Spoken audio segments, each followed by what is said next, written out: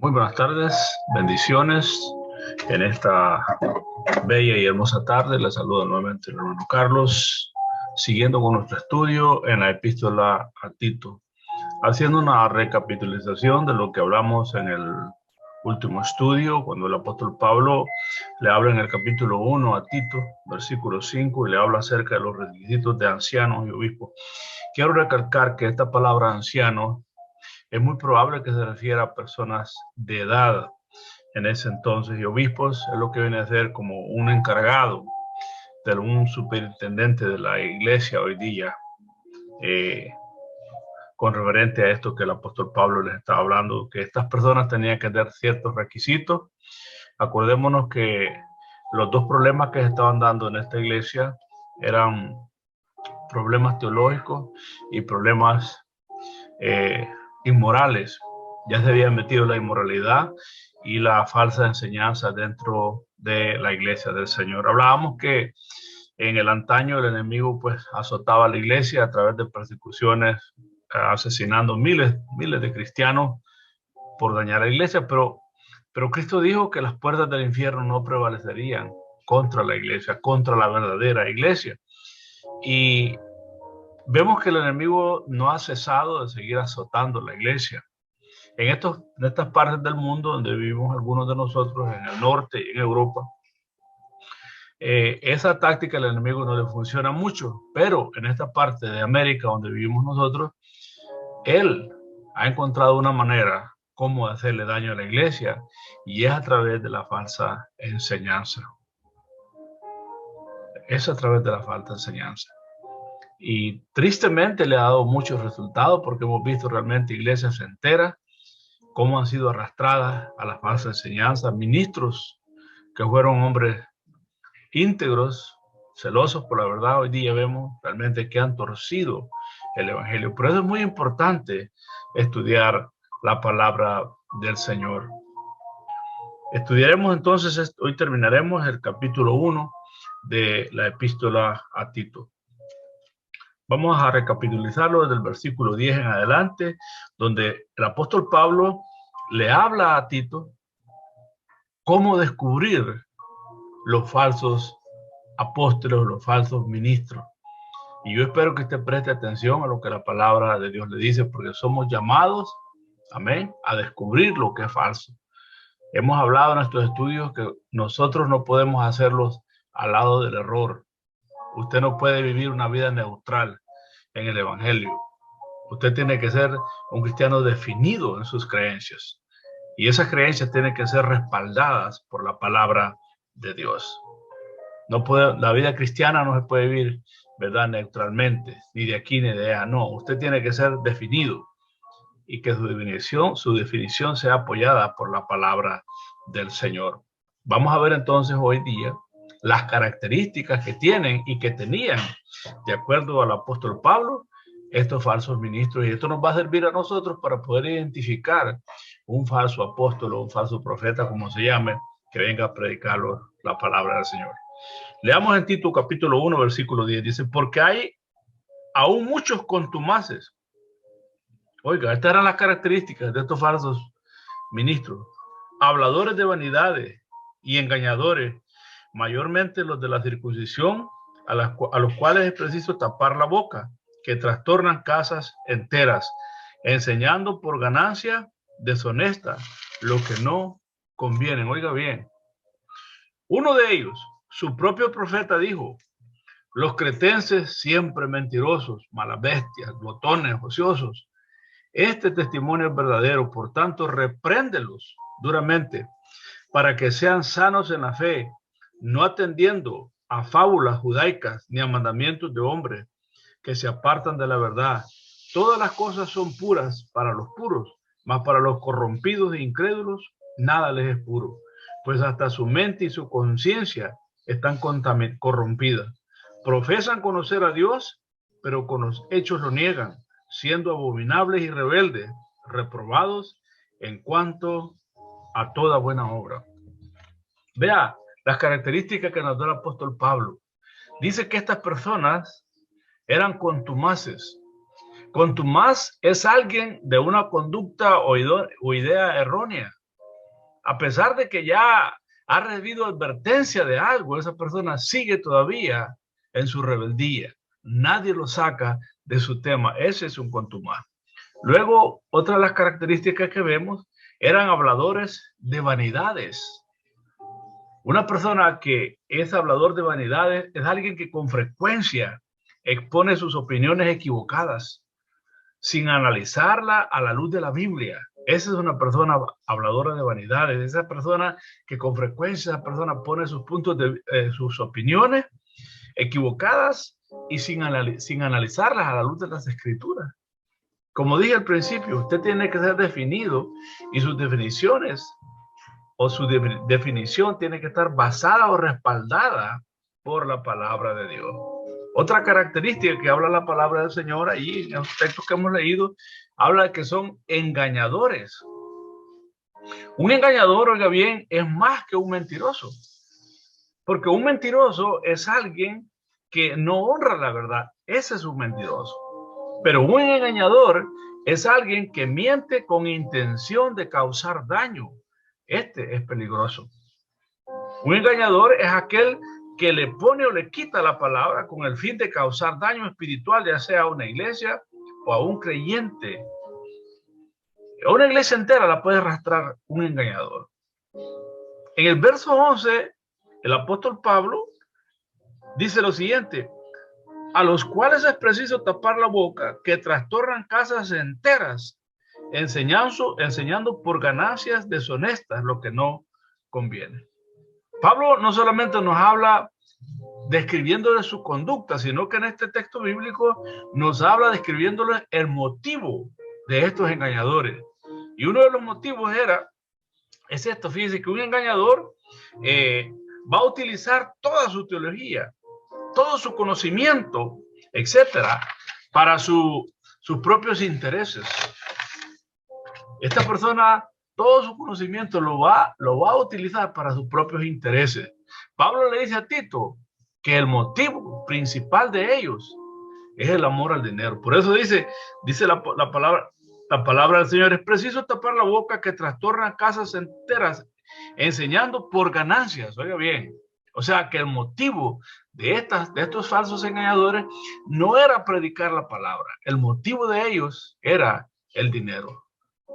Entonces, ahora Pablo le dice a Tito, como hablábamos en el estudio pasado, cómo tiene que taparles la boca. Pero oiga bien, hoy día nosotros vemos cantidad de gente preparada, como hablamos la vez pasada, pero todo el conocimiento que tienen muchos de estos engañadores lo utilizan para sacar dinero, para lucros de ganancia. Por eso nosotros tenemos que estar basados en la palabra de Dios. No podemos ser neutrales. Entonces el apóstol Pablo, hablamos de que el cristiano, ¿verdad? Verdadero, le dice a Pablo, le dice a Tito que él tiene que confrontarlos con la verdad y con su ejemplo.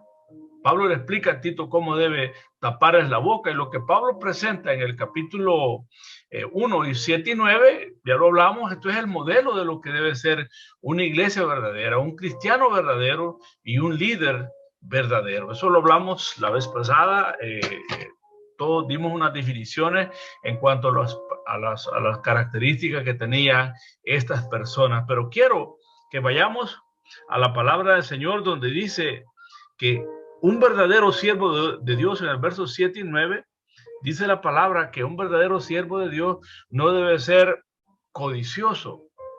Hablábamos de que el codicioso es una persona que por el afán de las riquezas no toma en cuenta ni la integridad ni la honestidad con tal de prosperar y alcanzar sus metas económicas. Y esto está destruyendo la iglesia hoy día. Muchos cristianos han manchado su conciencia con tal de obtener riquezas que no les conviene. Y por eso su vida espiritual se les está muriendo, se les está terminando. ¿Por qué? Porque poco a poco no se dieron cuenta que fueron cavando su propia sepultura espiritual, contaminando su conciencia con tal de obtener ciertas metas económicas. Ese es una persona codiciosa y tenemos que tener mucho cuidado con eso. Hablamos de lo que era una persona hospedador también, y ya lo explicamos eso, no vamos a entrar en detalles porque espero que usted pues ya haya entendido la palabra del Señor. Pero quiero hablar de dos otras cualidades importantes que lo dice ahí en el capítulo 7, capítulo 1, versículos 7 y 8. Que un verdadero cristiano, un verdadero líder tiene que ser una persona justa. Justo es una persona que actúa de manera apropiada. Es una persona que ve y juzga las cosas de acuerdo como Dios las ve y las juzga. Nunca se hace al lado del error o la mentira por congraciarse con nadie. Siempre esta persona es equitativo y se ajusta siempre a la verdad. Una persona justa jamás comprometerá la verdad.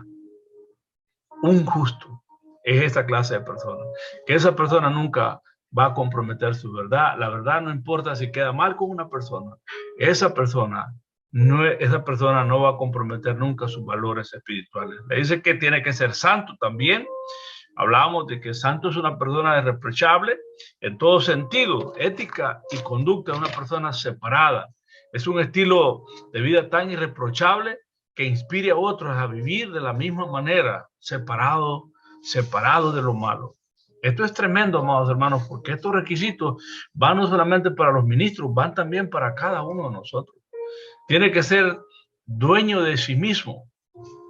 Le habla el apóstol Pablo. Yo quiero que le preste atención ahí en el capítulo 1, versículos 7 y 8 para que usted siga realmente lo que estamos enseñando. Tiene que ser dueño de sí mismo. Esto nos habla de una persona que tiene control de sí mismo. Esta clase de persona es aquella que no se deja manipular por la maldad, por el enojo, por el odio, la venganza, la mentira, los celos, etcétera, etcétera. Y algo muy importante que el apóstol Pablo le dice también en el versículo 9, esta persona tiene que ser retenedor de la palabra fiel.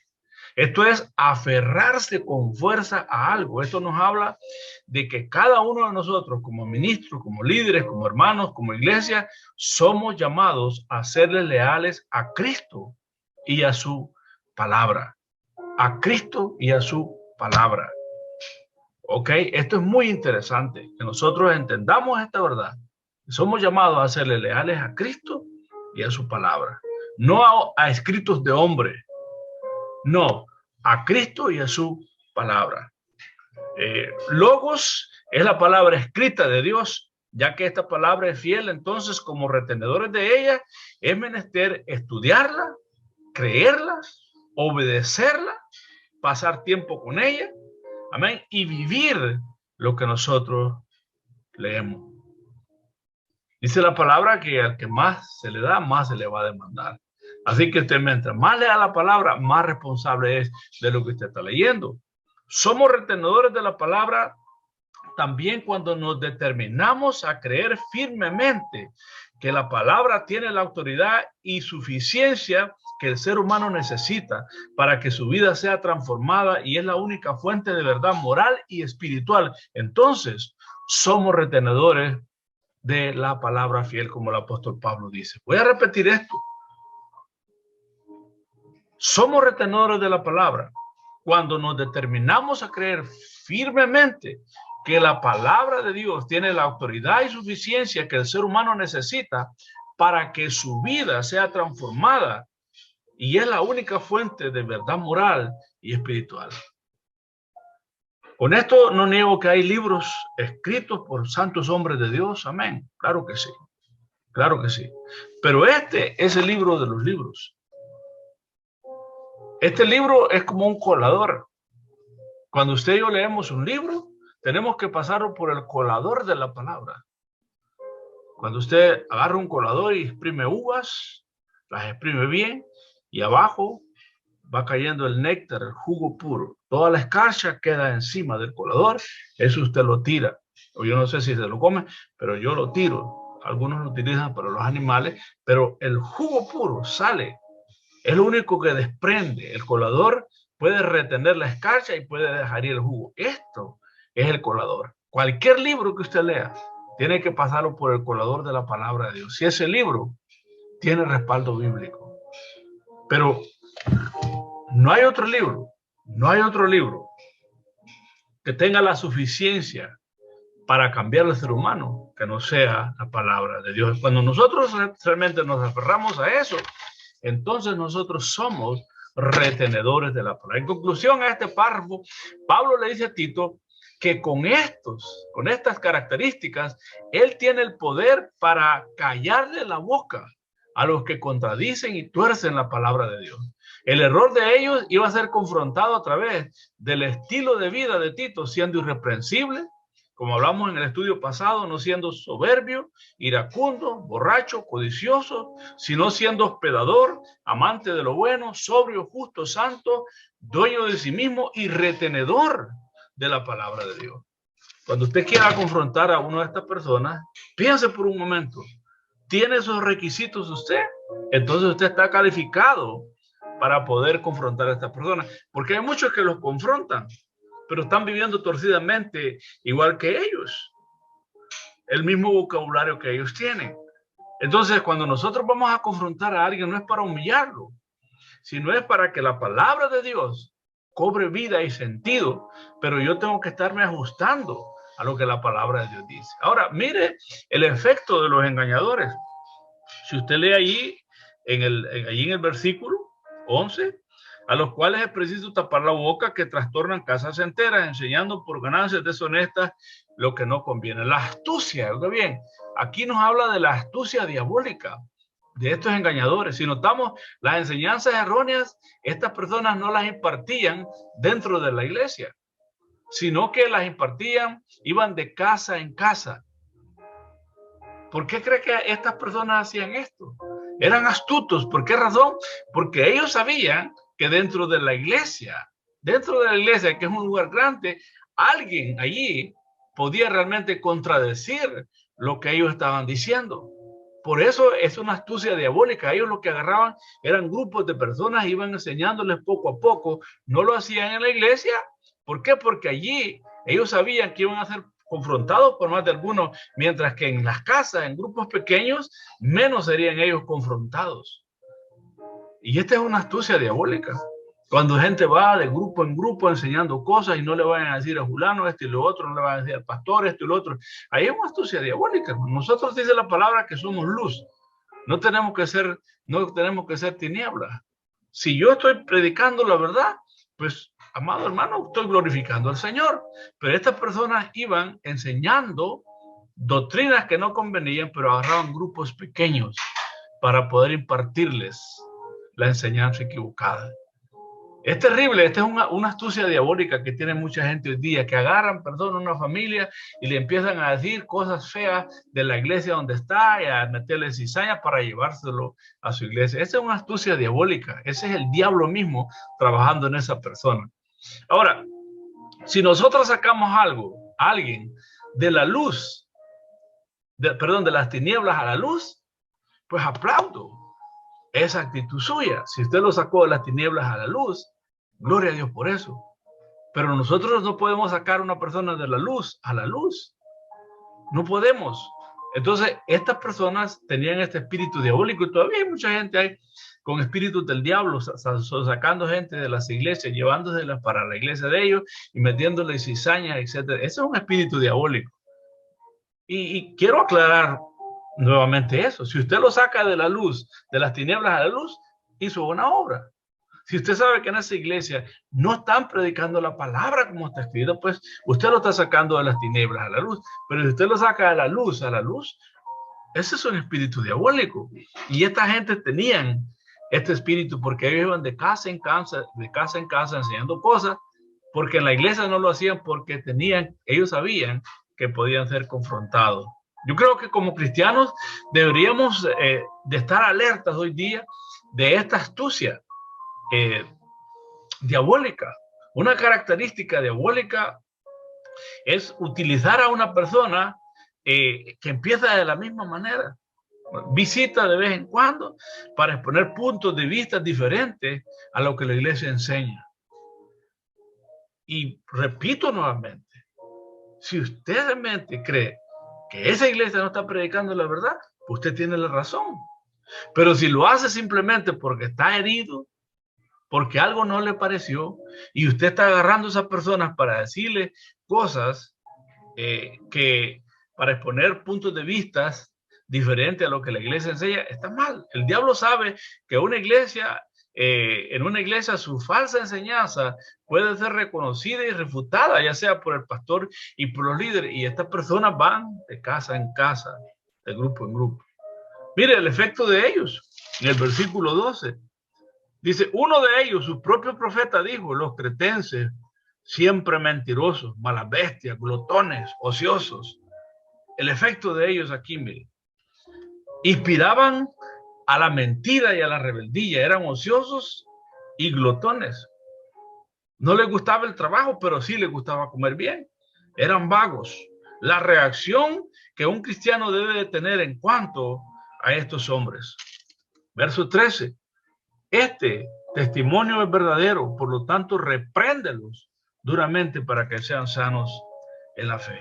Esta es la reacción que un cristiano debe tener en cuanto a estos hombres. Reprenderlos. Eso es lo que la Biblia a mí me está enseñando. Reprender a estas clases de personas.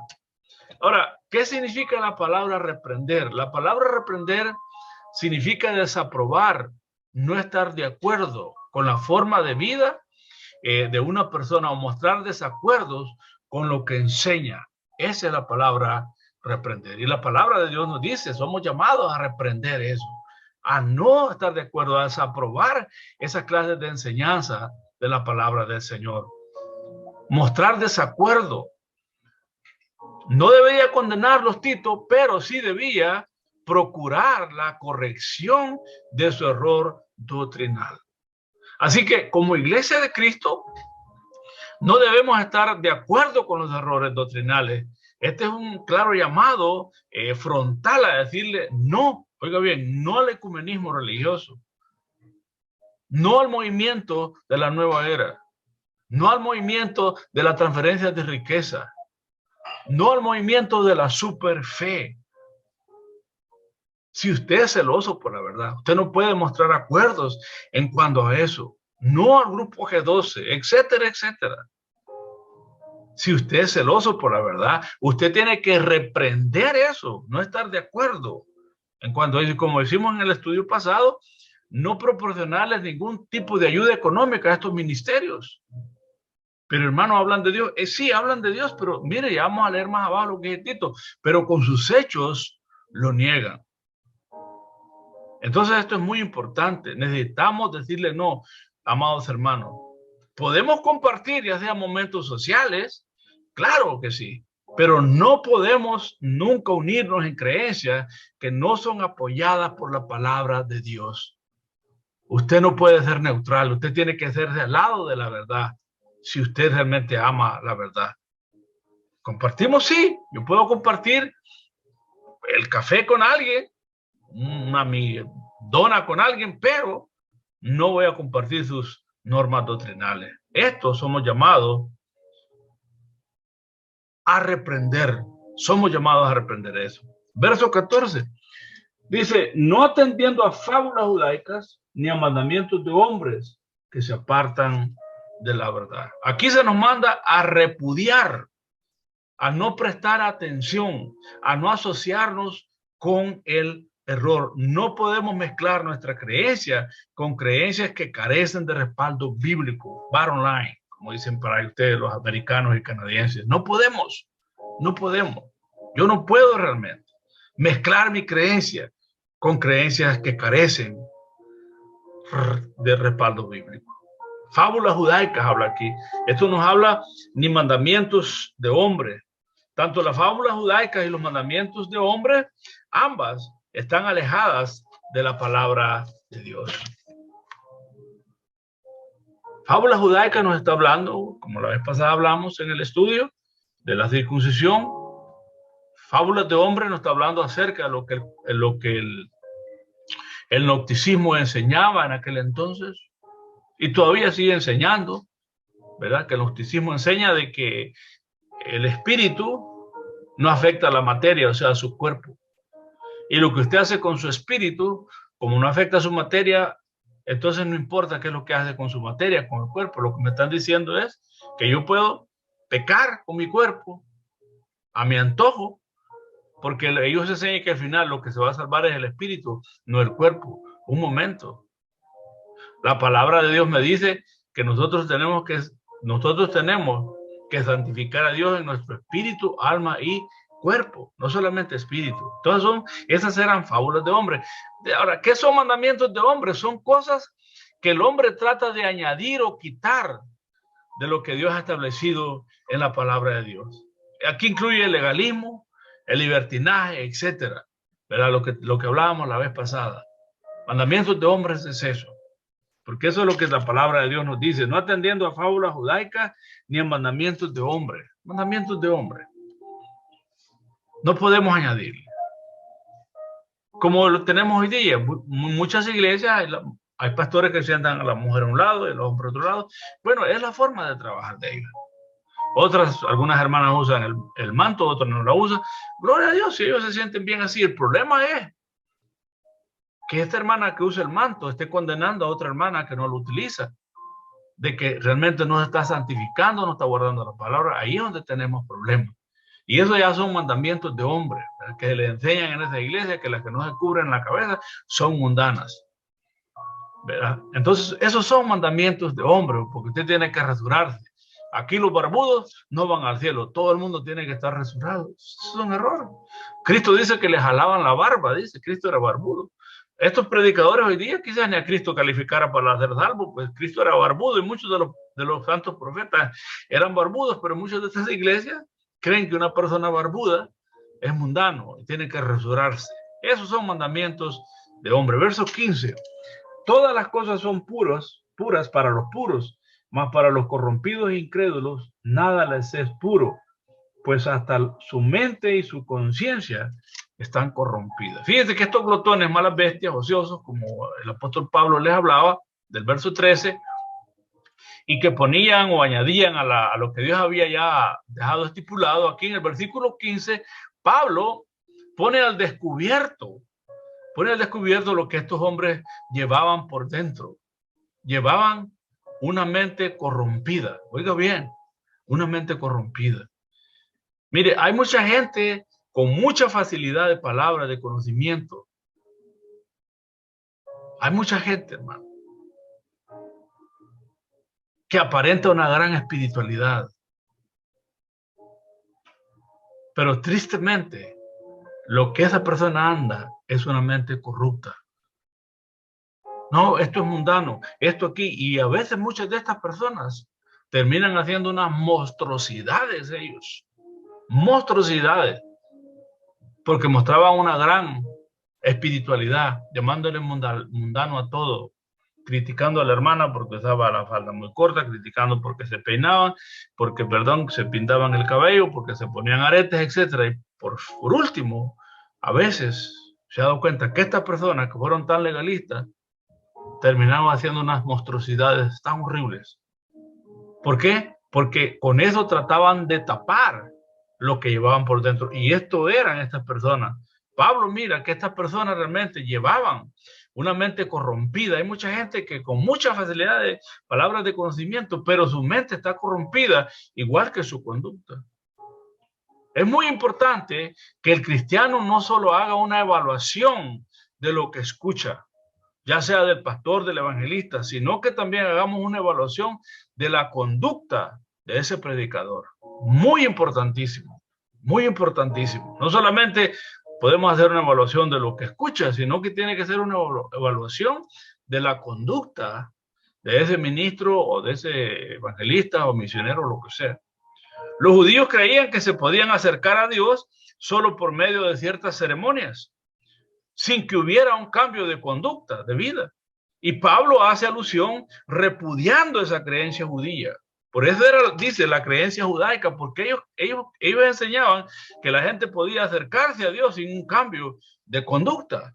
Y Pablo hace alusión repudiando esa creencia judaica. Cristo fue mucho más duro que esta creencia. Vea lo que dijo Cristo en el capítulo 11, versículo 37 al 41, porque estos judíos creían que la gente podía acercarse a Dios sin un cambio de conducta. Pero vea lo que dice, lo que Cristo dijo en Lucas capítulo 11, versículo 37. al 41, dice la santa palabra del Señor. Luego que hubo hablado, le rogó a un fariseo que comiese con él, y entrando Jesús en la casa, se sentó a la mesa. El fariseo, cuando lo vio, se extrañó de que no se hubiese lavado antes de comer. Pero el Señor le dijo: ahora bien, vosotros los fariseos limpiáis lo de fuera del vaso y del plato, pero por dentro estáis llenos de rapacidad y de maldad. Necios, necio, el que hizo lo de afuera, ¿no hizo también lo de adentro? Pero dad limosna a lo que no teméis, y entonces todo os será limpio. Mas hay de vosotros, fariseos, que diezmáis la menta y la ruda y toda hortaliza, y pasáis por alto la justicia y el amor de Dios. Esto era necesario hacer sin dejar de hacer aquello. Hay de vosotros, fariseos, que amáis las primeras sillas en las sinagogas y las salutaciones en las plazas. Hay de vosotros, escribas y fariseos hipócritas, que sois como sepulcros que no se ven, y los hombres que andan encima no lo saben. Mire, Cristo fue más allá todavía que el apóstol Pablo. Tristemente, hay mucha gente dentro de la iglesia que sigue esta creencia, que piensa que con asistir a la iglesia los domingos y a rodearse, etcétera, ellos piensan que con eso es suficiente, y continúan viviendo en sus corrupciones y sus bajezas. Estamos engañados, estamos muy engañados.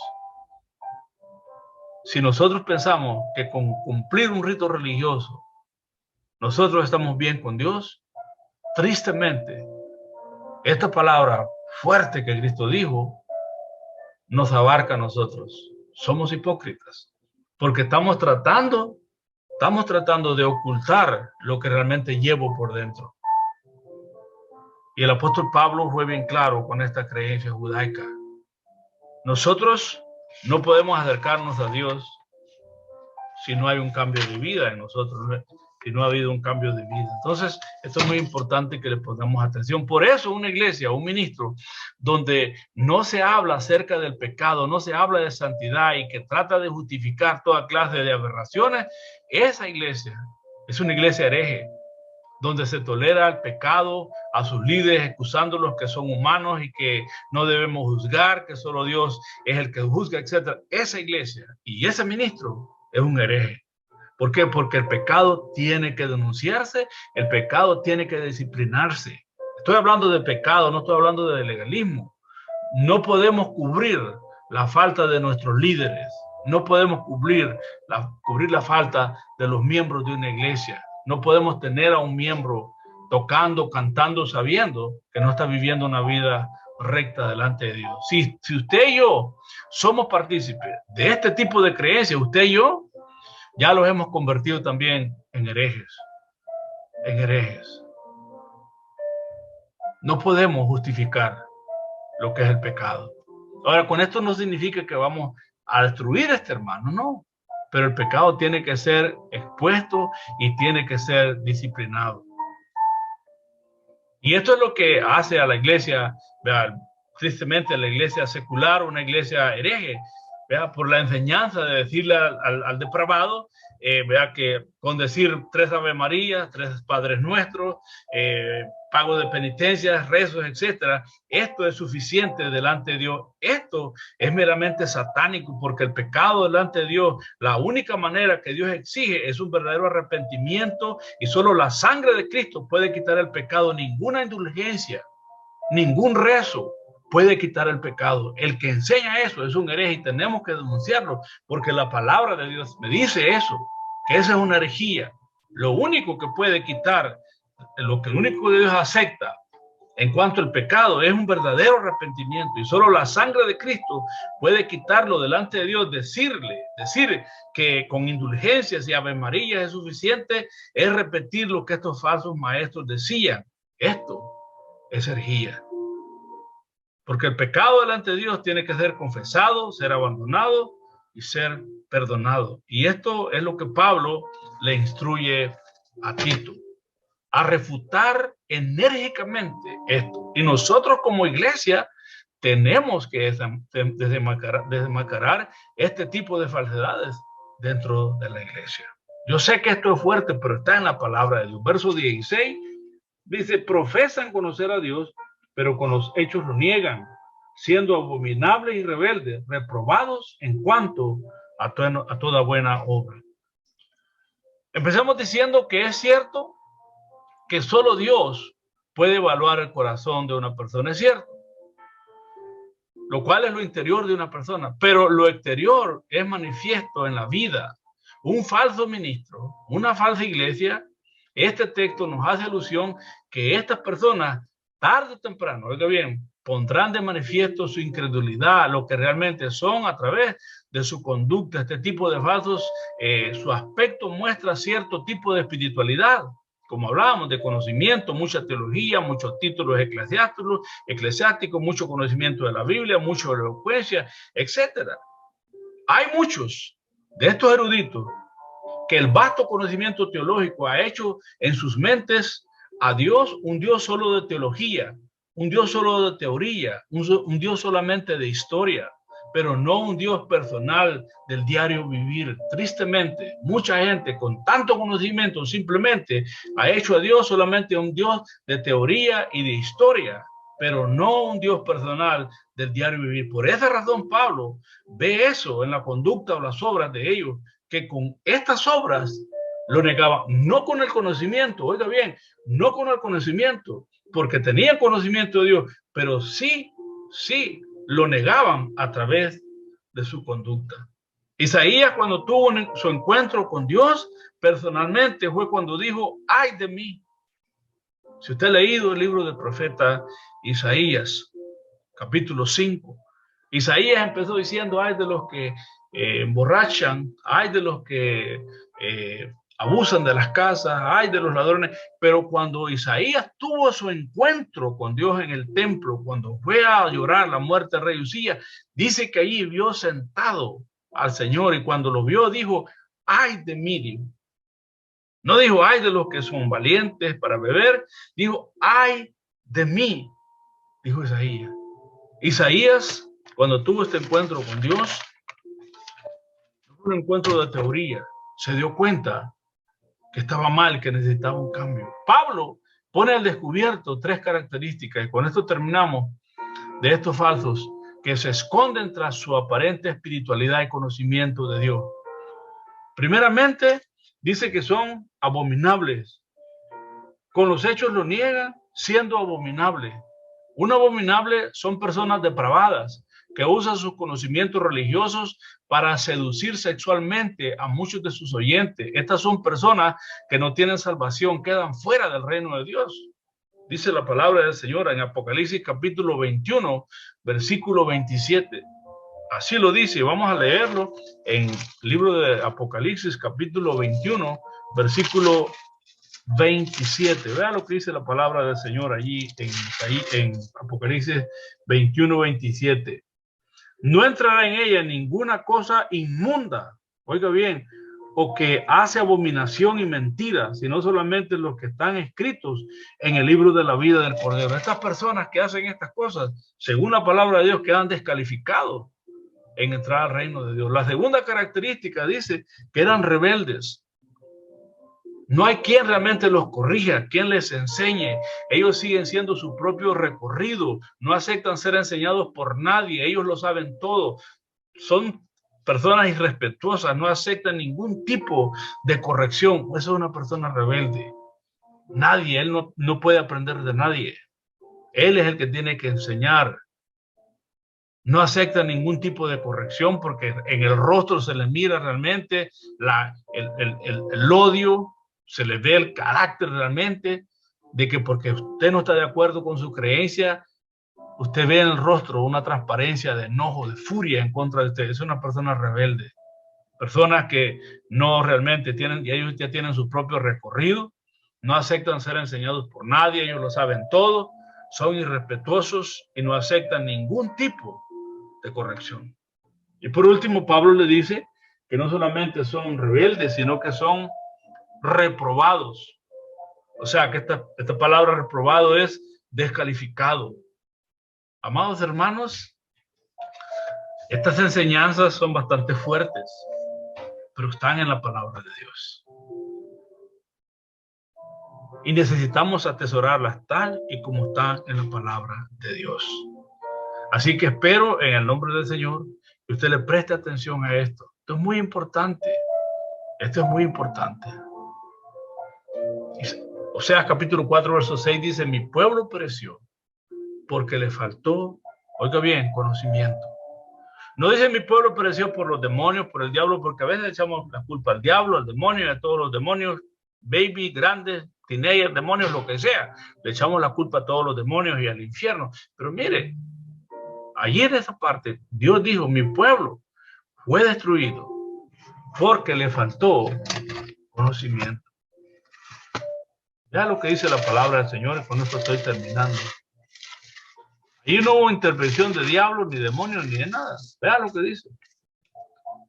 O sea, capítulo 4, versículo 6. Mi pueblo fue destruido porque le faltó, oiga bien, conocimiento. No fue destruido por el diablo ni por los demonios. Alguien dijo que el peor enemigo del ser humano es su propia ignorancia. Y qué triste, amados hermanos, es que nosotros seamos ignorantes cuando tenemos este libro sagrado en nuestras manos. Estúdielo. Estudie esta palabra del Señor.